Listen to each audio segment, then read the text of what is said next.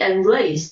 This is the place where we'll explore and share the profound values of life through the lens of faith. Join me as we dive into stories, teachings, and moments that inspire, helping us live a meaningful life filled with peace.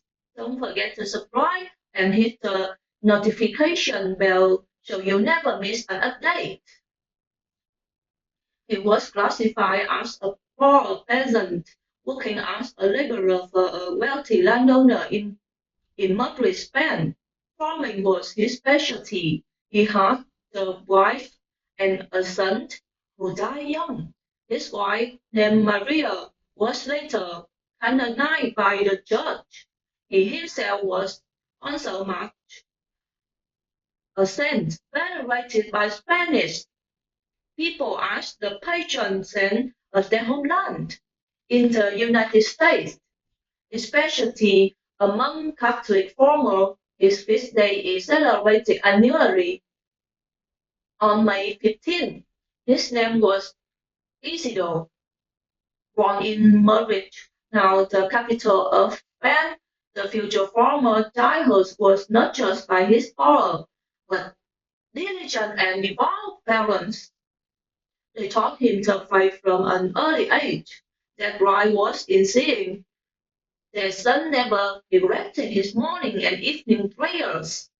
As he grew older, Isidore attended Mass daily with deep reverence. From a young age, he became familiar with farm work. Isidore truly became a farmer laborer when he reached adulthood and began working for a wealthy landowner. His employer tasked him with plowing the fields and overseeing the estate. Despite the heavy labor working from dawn till dusk, Isidore always maintained a cheerful, positive attitude and enjoyed his work, feeling it as a calling from God.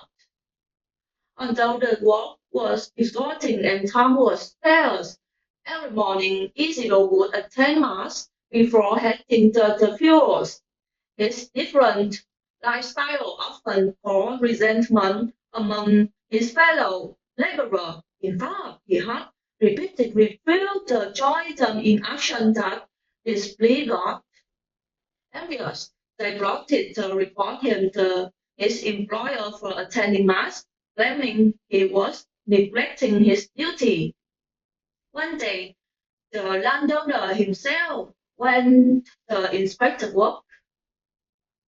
Indeed, Isidore was working later than the other, but the landowner was surprised to see two unfamiliar, unfamiliar young men and two pairs of oxen following Isidore's team.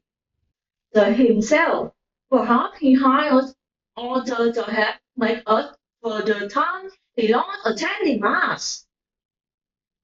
What was even more astonishing was when the landowner approached Isidore, the oxen, and the two strange workers vanished.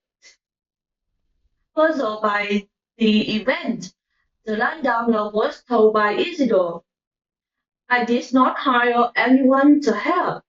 I did not see anyone around me.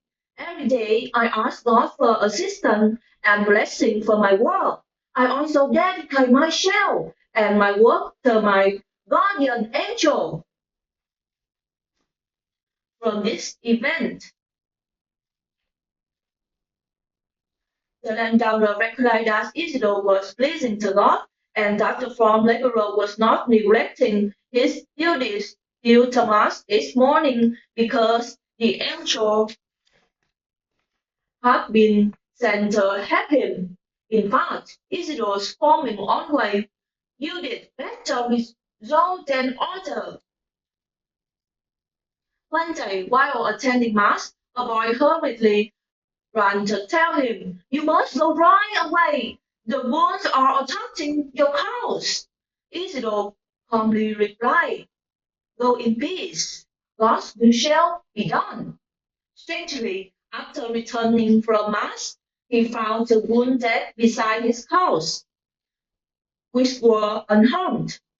In many similar situations, Isidore clearly experienced the protection of heaven before he entrusted himself to God's providence and continued to live a life of prayer. While working, he often lifted his shoulder to God and frequently muttered silent prayers, which really strengthened his love for him.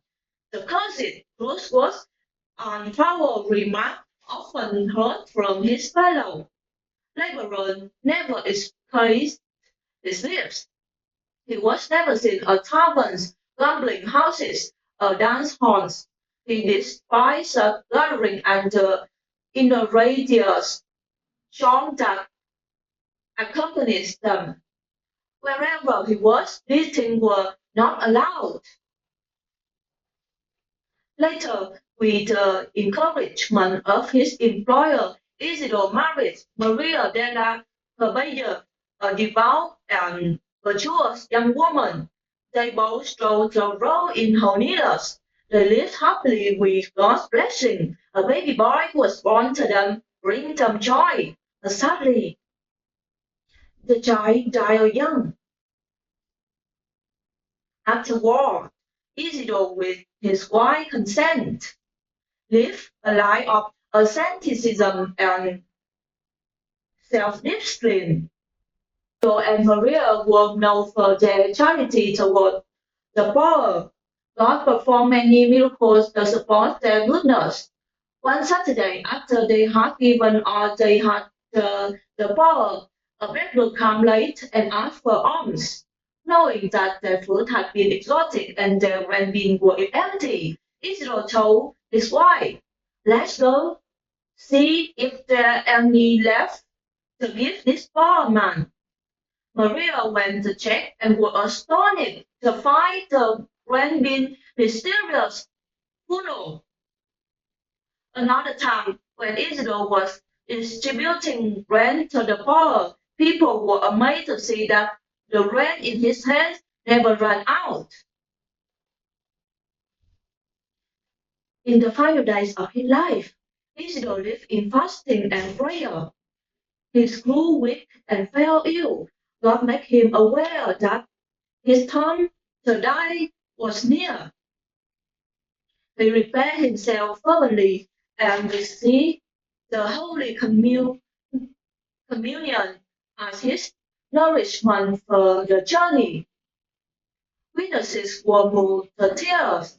Then slowly Isidore peacefully passed into eternity, forever united with the one he had loved. Born and dying in Madrid, Isidore opened his eyes to live in 1070 and closed them, bidding farewell to this temporary world, advancing towards his eternal homeland on May 15, 1130. Having lived 60 years on earth, this humble farmer left behind a legacy of steadfast devotion to God. This life is a powerful testament that everyone can be holy, whether they are a high-ranking bold, a humble believer, a powerful king, or simple monk in the monastery.